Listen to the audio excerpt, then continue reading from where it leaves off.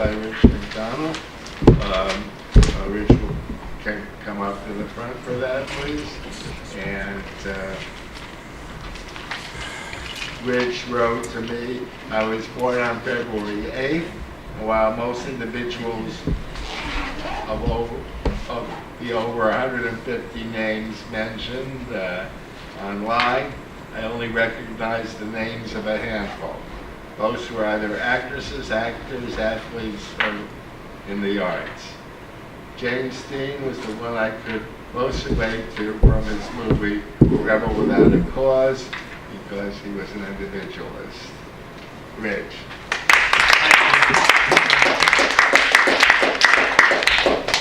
I find if I don't use the word of the day right away, I forget it. So I'll talk about coincidence for a second.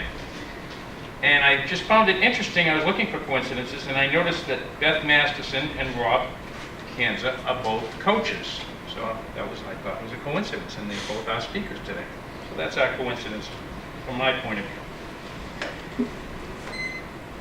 As the general evaluator, I'm supposed to evaluate some general things about the proceedings of the room and also evaluate the evaluators. So let me take them in order. First of all,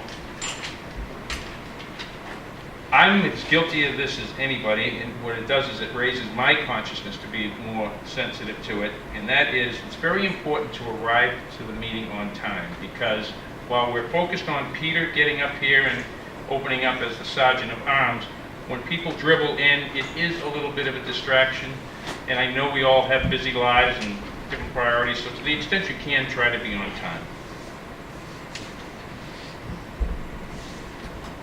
Some things like you mentioned before, Rob, don't need to be said, like I'm sorry.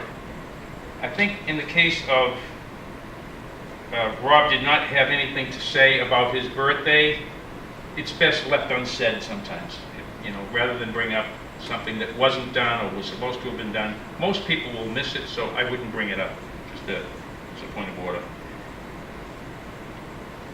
Rob, you used a word that you're not supposed to use in Toastmasters. Cussing, you know? So you use, I'll give you the abbreviation BS, okay? And, you know, it's funny, we use it in everyday language and everything. We become comfortable and complacent about it, and we don't appreciate, we know how it sounds to us, but we don't know how it sounds to other people. And we notice sometimes that it doesn't sound as good when we hear it from other people. So I'd just be mindful of that. Now I'm going to get down so I don't miss the evaluations. Lindsay asked for the time. Good, because it's something we often forget. I think it's okay to say it's kind of nice and reassuring and authentic to say you're a little nervous and everything, because then we kind of cut you some slack automatically even before you begin. You say, oh, we're going to give her a little grace here because she's kind of exposing her vulnerability. So that's okay. That's a good thing to do. You talked about eye contact and gestures.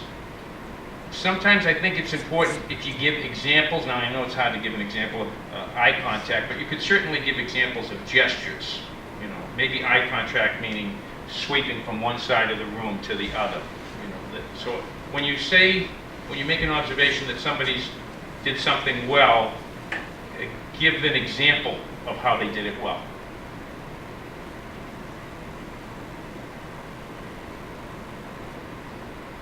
I think you were on the money in that as Beth was giving her speech, I was trying to ask, is this to educate and inform, or is this to reveal something about the speaker? And while it did a little bit more of both, I think it did more of the education and inform rather than reveal more about you and why this is important to you, why you felt it necessary to bring this topic up. Making that connection. Now I'll move on to Rob. Leslie did ask for the time, and I liked how you made the connection that you had a similar experience. So that was kind of good, because we're all interconnected in one way, and it kind of made the human connection thing. Yes, Rob was funny, and I think he did simplify it. There were times that I think he started to get to a level of detail where I thought I was in a class, but he kept it at a very simplistic level, so that was good. And you're right, he did make it more memorable by using the visuals. And you used a good example. You talked about the fatty foods. So that's an example of what I was talking about. When you make an observation of a strength or a weakness in a presentation, give an example, and you did. So very good. Okay, and that's all I have for today.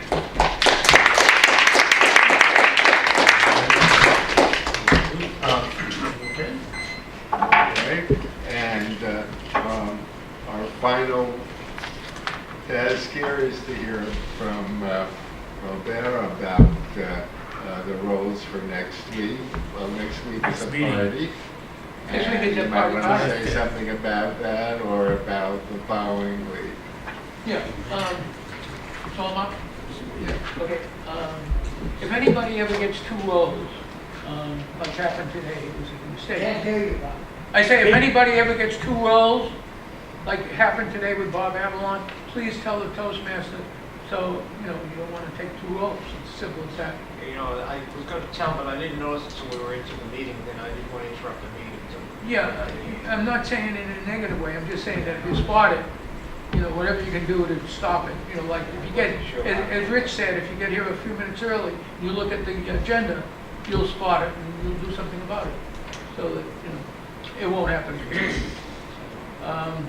And the Sergeant of Arms will be on the 5th, will be you, Yes? okay? Dinesh, can you be the timer on the 5th?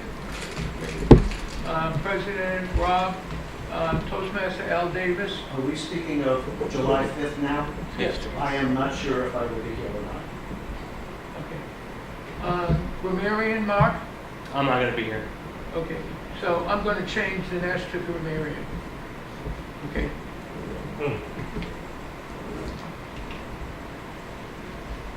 Thought joke, Alan P., will you be here? Not sorry. You will? I will not. You will not. Okay. First speaker is Peter Fordham, and he's not here. First evaluator, Mary Alice. Okay. Second speaker will be me, because I'm taking Harvey's place. Second evaluator, Beth. I'm away. Okay. Table topics, Lindsay. GE, Aline. You'll be away. Okay, so we need thought joke, we need an evaluator, and we need a GE. Everybody jump in. I'm away to it, I got to check my schedule. but I'll Okay. Leslie? probably do one. Yeah, I can do one. Okay, I'll give you GE. You want to evaluate it today. Okay, table topics, who wants it? Harvey. No, Rich, you want Lindsay's doing Brendan. table. Lindsay's doing table topics. Yes. Oh, I'm sorry. The It's second thought joke. thought joke, I'm sorry. Yeah, Brendan, I can do thought joke. you got it. Okay, and that leaves one evaluator open, somebody to evaluate me. I could do that. Okay. Bob, the confusion was that I can't be here July 5th and I was supposed to do a speech and I didn't hear if you got someone else on that. Yeah, we got the best speaker in the world. Robert's replacing you. Okay, great, thank you. All right. Before we close, I'd just like to apologize for my bad language. As the president of the club, that was an awkward way to start, so I ask your forgiveness. I'd like more of it. And I have a request that we learn how to pronounce each other's names. This is Aileen. Thank you. Okay. This is Kai. And Bob, would you please pronounce your last name? Avalone, you pronounce it finally. My Thank you so last much. name is Master Man. We also had two guests. I don't know if they were introduced. This is Ken and this is Nathan. Nathan was here last time, and Ken was also here previous time. And that's from the business that came in last week? Yes.